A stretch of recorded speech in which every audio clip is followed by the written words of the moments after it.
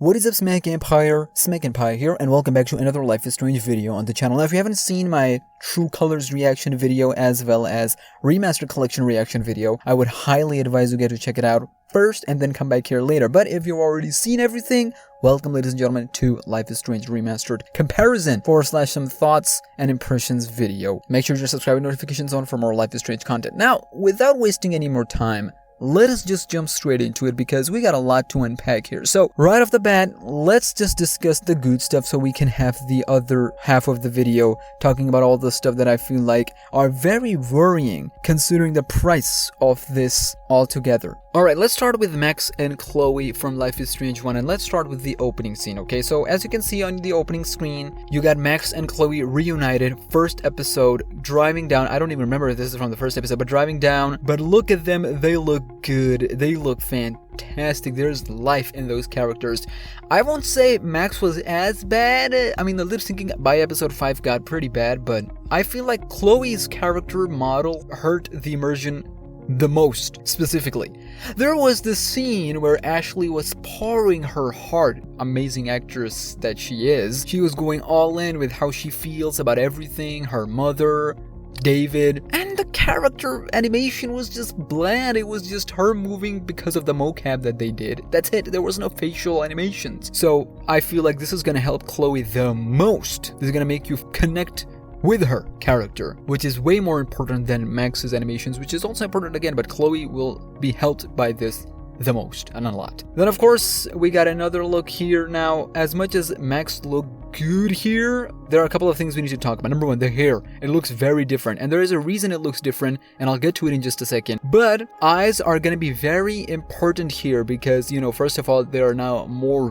wet, so they'll be more visible. There is some animation that represents how she's feeling there in that moment, so I'm glad. But the next shot right here, so you might not see it on phone, but I have a big 4K monitor. It is very evident that the textures for other assets are pretty much the same low res from previous games. There is not much improvement. Again, I am going to do a side-by-side comparison as we speak on your screens right now. So that is a little bit of meh, but you know what? Art style, that is why we loved Life is Strange in the first place, because of the art style anyway. So I'm not gonna complain that much on that aspect. However, the flashback, which is one of the most depressing moments of this entire game, there's not a huge improvement, but there's enough. I feel like the flashback scene itself was handled perfectly, so there wasn't that much big of a deal there. Anyways, the next one, they themselves show the comparison here between Max and Chloe, previous and old, and I will tell you, Max looks perfect. Chloe, however, like I said, there was so much up and down with Chloe in the first game anyway, so there's gonna be problems here as well. The lips, not the lip sync, but the lips positioning has been fixed a little bit. That is good. Hair, like I said before, there's a reason why the hair looks like this. Eyeballs, now they move a lot, they look a lot better. Improved visuals on that, I'll give them that. They improved the eyes specifically. Can't say the same for Before the Storm, and speaking of which, the next shot literally shows Before the Storm. Here is where the problem begins. See, ladies and gentlemen, you have yourself Rachel Amber, and I always said that Before the Storm was a huge improvement over the original Life is Strange. I never had any issues with Before the Storm anyway, so I was excited when I heard Before the Storm was also getting remastered. Now, here, you look at this comparison right here, this is problematic, alright? This is a little bit,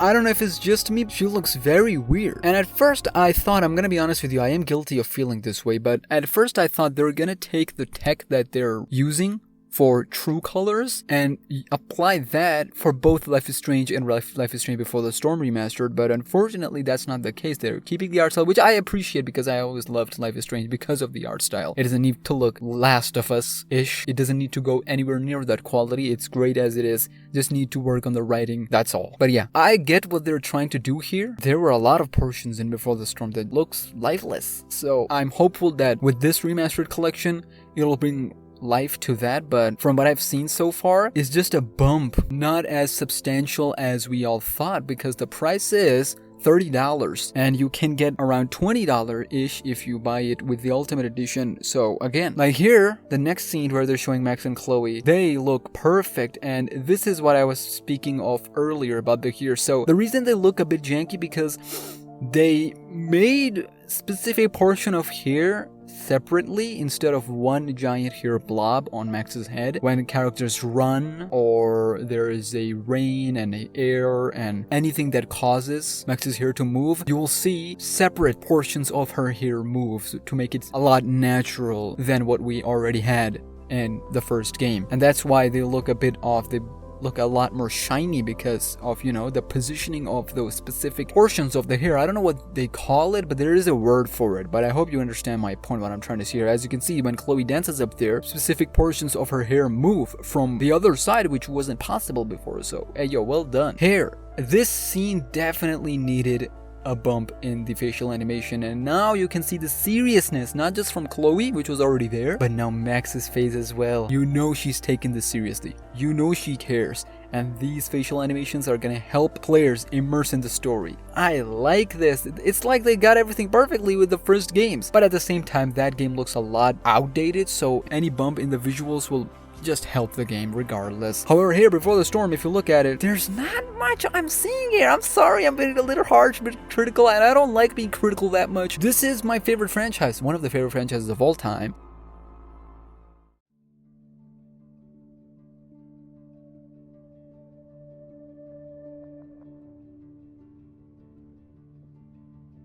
So I don't understand what's going on with Before the Storm. Like, look at this. Is this a downgrade in the lighting? What's going on with the lighting here specifically? I feel like, yes, that is the issue right here. The lighting is, yeah, the textures and lighting doesn't match up quite well. There are some places that what is happening, ladies and gentlemen? But here comes the reason why this remastered collection is gonna work perfectly for Max and Chloe. This scene right here. You know what? A scene where I was talking about very early in the video? This was the scene right here. Look at how perfect Max looks. Look at how perfect she looks there. Her eyeballs are actually moving. Not just the head, but her eyeballs here as well. Her lips opened a little bit, just a little bit, to convey that she was trying to be supportive, but at the same time didn't have much to say because she didn't know what to say. Goodness gracious, this, okay, alright, you got me. And her eyebrows now move here a little bit to give her calm and support. Okay, you got me, Remastered. The bump in the textures, you can see the bump in the facial animation specifically. Now she looks a lot more concerned. Now we're seeing that Max is seeing something horrific in front of her. The eyes are really popping out, that wetness in her eyes. Some people might not like it. There was a little bit of it in The Walking Dead, the final season as well. I feel like it worked perfectly for the art style, and here it's working perfectly as well. You can now notice the hair and how it has been lit up. So, like I said before, they try to make this so it looks as natural as possible for her hair to move individual portions rather than whole hair as a blob. And you can see because of that, there are some areas that they couldn't light properly, so it looks a little bit unnatural. It looks like she has her hair dyed. Yeah, she has some gray hair.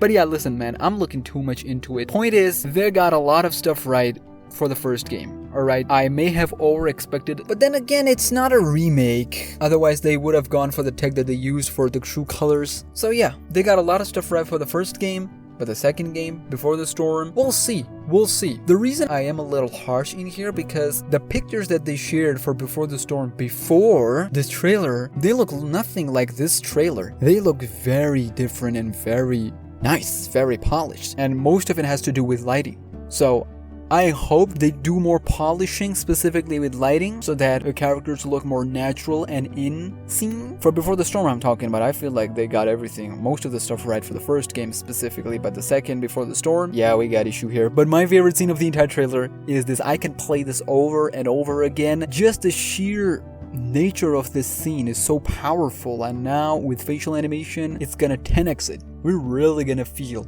the emotions and pain and suffering here, emotionally of course, in this scene with this remastered collection. How their hair, specific individual portions moving around with the storm and air and rain and whatnot, and the emotions, the tears pouring from their heart and visible pain that you can see. The pain and the responsibility on Max's shoulders and Chloe just being in the moment. This remastered collection is really going to showcase what made this game really good by the end.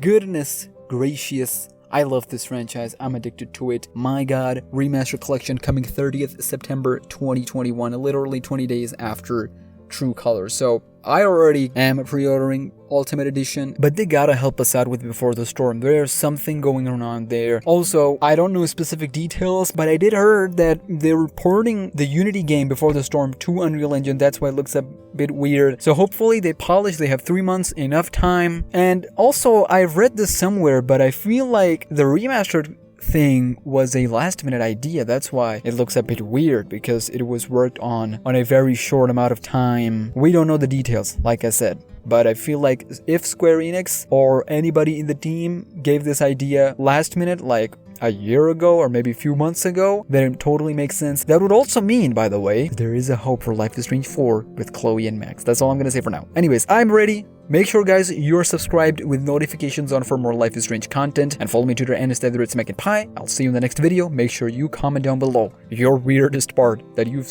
noticed in the trailer down in those comments below. I'll see you in the next video.